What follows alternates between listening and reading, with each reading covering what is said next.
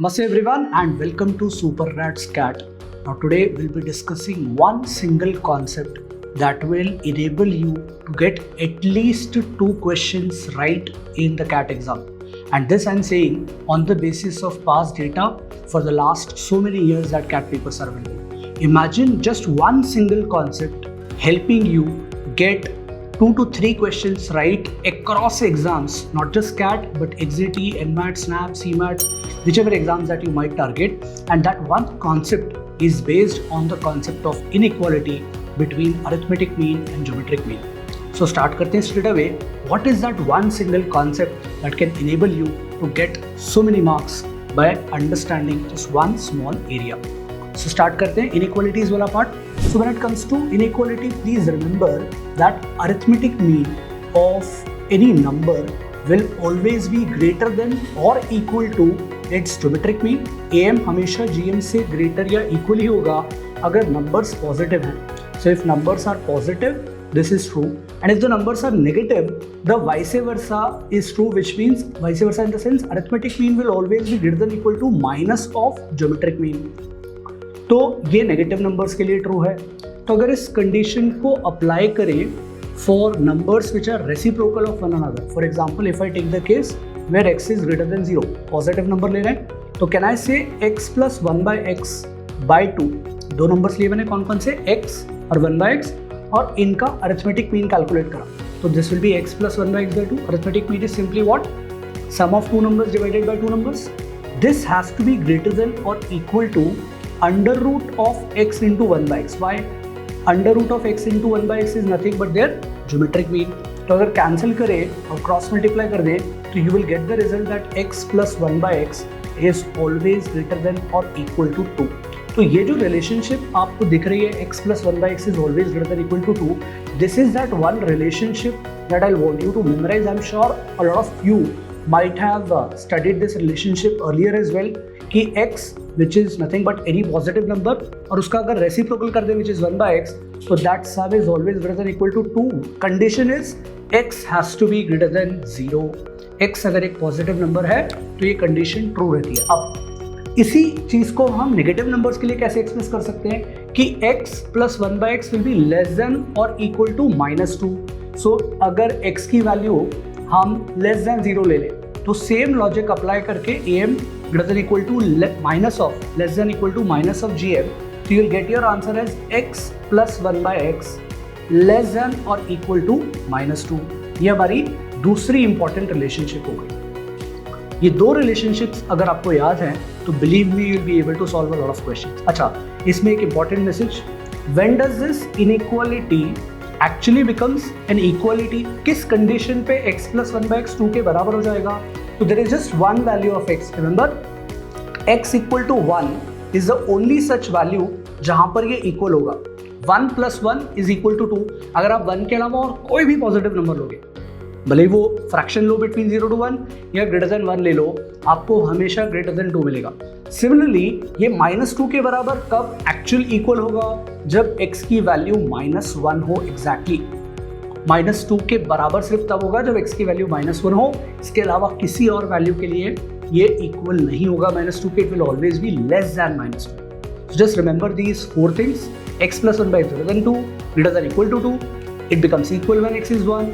x plus 1/x is less than or equal to -2, it becomes equal to -2 when x is -1. अगर इतना याद रह गया तो आप क्वेश्चंस बहुत इजीली कर पाएंगे. तो let's look at the summary of this relationship. Summary is this, please take a screenshot if you want.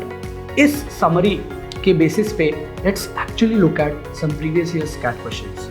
तो अगर हम एक क्वेश्चन ने कैट 2022 स्लॉट 3 का, which is in front of you, minimum possible value पूछी है फॉर x लेस देन 3. तो यहाँ से ऑटोमेटिकली ये जो पार्ट दिया है where it is saying x is less than 3, इससे 3 - x वाला पार्ट पॉजिटिव हो जाएगा. तो कहीं ना कहीं x ग्रेटर देन 0 वाली जो इनइक्वालिटी है वो शायद अप्लाई हो पाए. Let's try and solve this question. So can I say numerator वाले पार्ट x² - 6x + 10 को I can write it as x² - 6x + 9 + 1. हाँ, तो क्वेश्चन वुड बी कि हमने 9 क्यों लिखा. रिमेंबर, होल स्क्वायर बनाने की प्रोसेस, अगर आप क्वाड्रेटिक में होल स्क्वायर बनाते हो तो आप जो x का कोफिशिएंट है उसका हाफ 6 का हाफ होता है 3, 3 का स्क्वायर आप ऐड कर देते हो, सब्ट्रैक्ट कर देते हो। ऑलरेडी हमारे पास 10 था तो 9 उसमें से सेपरेट कर लिया, जिससे कि ये वाला पार्ट किसी चीज़ का होल स्क्वायर बन पाए। सो डिनोमिनेटर में तो we already have 3 minus x, इसे फर्दर सिंप्लीफाई करते हैं। So can I say numerator is nothing but x minus 3 the whole square. So I will write it as x minus 3 the whole square plus 1 upon में 3 minus x. अब आप इनको split कर दो। एक और important tip, whenever you are solving questions for inequalities, शायद बहुत डायरेक्टली क्लिक ना हो कि इसमें ये इनइक्वालिटी लगनी है, आप स्प्लिट करके देख लिया करो। The moment you will split you will find the numbers in the form of reciprocal, और आपको हिंट मिल जाएगी कि वहाँ हमारा इनइक्वालिटी का आंसर आ जाएगा। तो अगर मैं इसे स्प्लिट करके लिख दूँ तो आई गेट x माइनस 3 का whole square divided by 3 minus x plus 1 upon 3 minus x. अब आप चेक करके देखो, इसे अगर फर्दर मैं सॉल्व करूँ तो ये कैंसिल होके बचेगा x माइनस 3 का होल स्क्वायर का एक पार्ट माइनस में कैंसिल होगा और एक पार्ट बचेगा x माइनस 3 के आगे नेगेटिव साइन के साथ। So this essentially solves to 3 minus x plus 1 upon 3 minus x.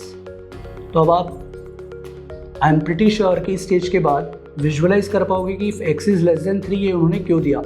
When it is given that x is less than 3, so 3 minus x will be positive and 1 upon 3 minus x will also be positive because x to 3 से छोटा है। तो दो positive numbers जो reciprocal के form में है उनकी वैल्यू हमेशा ग्रेटर देन 2 होगी, क्योंकि इक्वल तो हो नहीं सकता, लेस देन 3 दे दिया, ग्रेटर देन इक्वल टू 2 होगी। तो अब वो पूछ रहे हैं मिनिमम पॉसिबल वैल्यू कितनी होगी इसकी। So minimum possible value obviously has to be equal to 2।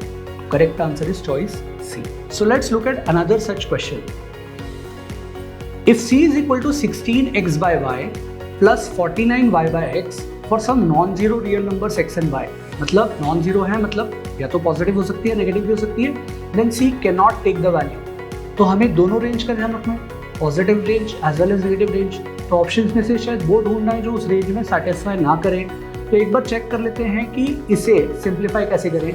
So can I से x बाय वाई को आप कुछ मान लें, x बाय वाई को सपोज हमने मान लिया p, तो हमारी c की वैल्यू सिंप्लीफाई होके क्या बन जाती है, it become 16 x by y को हम p रिप्लेस कर रहे हैं प्लस 49 अपॉन p। करेक्ट। तो now arithmetic mean greater than equal to geometric mean का अगर प्रिंसिपल लगाएं, सो कैन आई से कि 16p प्लस 49 बाई p वाले पार्ट को 2 से डिवाइड करेंगे, will get 16p plus 49 by p by 2। This is arithmetic mean, it will be greater than equal to geometric mean which is 16p into 49 by p। p से भी cancel हो जाएगा। This simplifies to under root of 16 कितना होता है 4, under root of 49 कितना होता है 7, तो 4 और 7 कितना हो जाएगा 28। तो इफेक्टिवली कैन आई से कि 16p plus 49 by p has to be greater than equal to 56। तो मतलब 56 से बड़ा होना चाहिए। तो 60 तो हो सकता है, पर हमसे ये नहीं पूछा है, हमसे पूछा है c can not B, c क्या वैल्यू नहीं ले सकता, 56 तो ले सकता है। सिमिलरली कैन आई से कि अगर नेगेटिव वैल्यूज के लिए सोचेंगे तो 16p plus 49p has to be less than और इक्वल टू -56। -56 से छोटा होना पड़ेगा, तो -56 से छोटा -60 पॉसिबल है, -70 भी पॉसिबल है। The only value which is not possible is -50 because it is lying in that range of -56 to 56। तो क्लियरली हमारा आंसर क्या जाएगा, choice D. I hope this is clear. एक और क्वेश्चन की तरफ बढ़ते हैं which is on similar lines. So this is from CAT 18 slot 2. Same concept apply हो रहा है। If the sum of squares of two numbers is 97, sum of squares of two numbers को कैसे रिप्रेजेंट कर सकते हैं? So I can write it as a square plus b square जो है वो 97 के बराबर है। Which of the following cannot be their product? क्या वैल्यू प्रोडक्ट की नहीं हो सकती है? Product will be represented as AB। तो AB की क्या वैल्यू नहीं हो सकती है पूछा है। तो कहना है अरिथमेटिक मीन अप्लाई करते हैं, a square plus b square by 2। इन दो नंबर्स का has to be greater than equal to their geometric mean. Geometric mean कितना होगा, under root of a square b square, because these are the two numbers that we have taken, a square और b square. तो अब a square plus b square की value 97 है, 97 by 2 is greater than equal to ab। तो ab को 97 by 2 मतलब 48.5 से छोटा होना पड़ेगा। ab has to be less than equal to 48.5। 48.5 से छोटा a है, b है, c है, क्या नहीं है ये पूछा है, तो हमारा आंसर क्या आ जाएगा, हमारा आंसर आ जाएगा choice D 64. Just look at the application of this one concept in actual CAT questions. Let's look at this next question. अब इसमें थोड़ा सा चैलेंज बढ़ जाएगा. CAT 19 slot 1 का क्वेश्चन है, but understand this part carefully कि आपको राइट हैंड साइड क्या दिया है, 2 की पावर x प्लस 2 की पावर माइनस x. तो can I right this right hand side का एक्सप्रेशन, राइट हैंड साइड का एक्सप्रेशन एज 2 की पावर x प्लस 1/2 की पावर x. और बिकॉज किसी भी एक्सपोनेंट की वैल्यू कभी नेगेटिव होती नहीं है, तो आई नो कि 2 की पावर x प्लस 1/2 की पावर x तो हमेशा पॉजिटिव ही आएगा, ग्रेटर देन इक्वल टू 2 ही आएगा. I know this for sure, because ये अगर 2 की पावर x को हम p मान लें तो this effectively becomes p plus 1/p, and because 2 की power x is always positive, ये हमेशा ही पॉजिटिव है, तो this will always be greater than equal to 2. अच्छा, ये इक्वल टू 2 कब आ सकता है? p plus 1/p equal to 2 सिर्फ एक केस में आता है जब p की वैल्यू क्या हो, p की वैल्यू 1 हो, और इस केस में p क्या है हमारा 2 की पावर x. तो 2 की पावर x 1 के बराबर कब आ सकता है? 2 की पावर x 1 के बराबर सिर्फ एक केस में आ सकता है जब x 0 हो. तो इस चीज़ का ध्यान रखते हैं. अब चलते हैं हमारे लेफ्ट हैंड साइड पे कि नंबर ऑफ रियल रूट्स पूछे हैं 2 into cos of x into x plus 1. अब हमें पता है कि this expression will always be greater than equal to 2 because right hand side is always greater than equal to 2. अब चेक करते हैं, ग्रेटर देन इक्वल टू 2 में 2 से 2 तो कैंसिल हो गया. cos of x into x plus 1, cos of x into x plus 1 always will be greater than equal to 1. पर unfortunately understand this part कि cos of x into x plus 1 can never be greater than 1. cos की जो upper limit होती है cos function की, इसकी maximum value ही कितनी होती है, मैक्सिमम वैल्यू 1 होती है. तो इसकी अगर मैक्सिमम 1 है और राइट हैंड साइड वाले पार्ट की मिनिमम वैल्यू 1 है, तो दोनों इक्वल कब हो पाएंगे, जब दोनों 1 हो. और दोनों 1 किस केस में हो पा रहे हैं, सिर्फ एक केस में, जब x इक्वल टू 0 है. राइट हैंड साइड वाला एक्सप्रेशन रिमेंबर सिर्फ 2 के बराबर कब बन पा रहा है, ये एग्जैक्टली 2 कब बन पा रहा है. This expression will be equal to 2 when x is equal to 0. तो how many real roots does this equation have? Choice D 1. सिर्फ एक ही आंसर आएगा, choice D 1. Let's look at the next such similar question. एक और question देखते हैं. तो CAT 2003, so this is what I was saying कि look at the history of CAT 2003 या उसके पहले भी आप देख लो, तो you'll find that a lot of questions are based on this one simple concept. x, y, z are distinct मतलब अलग अलग हैं, पॉजिटिव रियल नंबर्स हैं. अब अगेन अगर हम इसे स्प्लिट करके लिख दें तो can I say x square into y plus z upon में एक्स वाई जेड आ जाएगा, प्लस फर्दर स्प्लिट करें तो will get y square into x plus z upon में एक्स वाई जेड आ जाएगा. और ऐसे ही तीसरी टर्म को आप लिख सकते हो z square into x plus y upon में एक्स वाई जेड आ जाएगा. इसे फर्दर सिंप्लीफाई करते हैं, एक्स से एक्स कैंसिल, ठीक है. फर्दर सिंप्लीफाई करके लिखेगा हमें, अगर स्प्लिट करके लिख दें तो will get x Y upon Y Z plus x Z upon Y Z plus Y से वाई कैंसिल हो जाएगा. स्प्लिट करके लिखते हैं तो will get Y x upon x Z plus Y Z upon x Z plus last term आएगा Z से एक जेड कैंसिल, अंदर बचेगा Z x upon x y, Z x upon x Y plus Z Y upon x Y. Simplify करें तो will get y से y cancel, z से z cancel, x से एक्स कैंसिल, जेड से z cancel, x से x cancel, y से y cancel. Effectively हमें relationship मिल रही है x by z plus x by y plus y by z plus y by x plus z by y plus z by x. आपको कुछ नहीं करना है, बस पेयरिंग ढूंढ लेनी है कि कौन सा पेयर नंबर और उसका रेसिप्रोकल है. Can I say x by z और जेड बाय एक्स एक दूसरे के रेसिप्रोकल हो गए. Similarly if you look at x by y तो करस्पॉन्डिंग वाई बाय एक्स इसका रेसिप्रोकल हो गया. And similarly if you look at y by z तो जेड बाय वाई इसका रेसिप्रोकल हो गया. एक नंबर और उसका reciprocal always has to be greater than equal to 2. तो हम बहुत कन्वीनियंटली इसको लिख सकते हैं कि इन दो पेयर्स का सम 2 आएगा, इन दो पेयर्स का सम 2 आएगा, इन दो पेयर्स का सम 2 आएगा. 2 + 2 + 2 always has to be greater than 6. Equal क्यों नहीं आया? क्योंकि यहाँ पे बोल दिया distinct positive real numbers. Only case when this would be equal to 2 will be when all of them x y z are equal to 1. तो equal भी नहीं आ सकता 6 के, it has to be greater than 6। Similarly एक और ऐसा next question देखते हैं। This is from last year CAT 2023 slot 1 का क्वेश्चन है। Looks like a question from quadratic, in fact a higher degree polynomial cubic equation का क्वेश्चन है, जिसमें बोला है कि -2 एक रूट है इस क्यूबिक इक्वेशन का। If the other roots are real then the minimum possible non negative integer value. जैसे ही आपको क्वेश्चन में कोई भी minimum possible value, maximum possible value, this value can not be, again एक बहुत बड़ी हिंट है कि कहीं ना कहीं शायद यहाँ पर inequality AM greater then JM का कॉन्सेप्ट लग रहा होगा। तो एक बार ट्राई करते हैं कैसे अप्रोच करें। Would be categorised as a super difficult question, but believe me, अगर ये इतना पार्ट से हिंट क्लियर हो जाए कि कहीं ना कहीं मैक्सिमम मिनिमम लग रहा है इनइक्वालिटीज का, you'll get that question right। Try करते हैं। कैन आई से एक रूट -2 है, बचे हुए दो रूट्स को हम मान लेते हैं A और B। So I am assuming the three roots as -2, A and B। तो अगर मैं तीनों रूट्स का सम करूं तो I'll get -2 + A + B, this is equal to -B/A। तो -B/A मतलब कितना हो जाएगा? This will be minus of 2R + 1, यह आ जाएगा sum of the three roots. अच्छा, प्रोडक्ट ऑफ थ्री रूट्स की बात करें तो product of three roots -2 × A × B should be equal to, you will get D, so this is -B/A, then you have C/A and then you have -D/A। तो -D/A मतलब -2/1, ये product of roots आ जाएगा। -2 से -2 cancel, तो मतलब AB का product कितना है? AB का प्रोडक्ट है 1 और AB का प्रोडक्ट 1 है, मतलब B की वैल्यू अगर मैं यहाँ से निकालूँ तो B की वैल्यू आ जाएगी, B will then be equal to 1/A।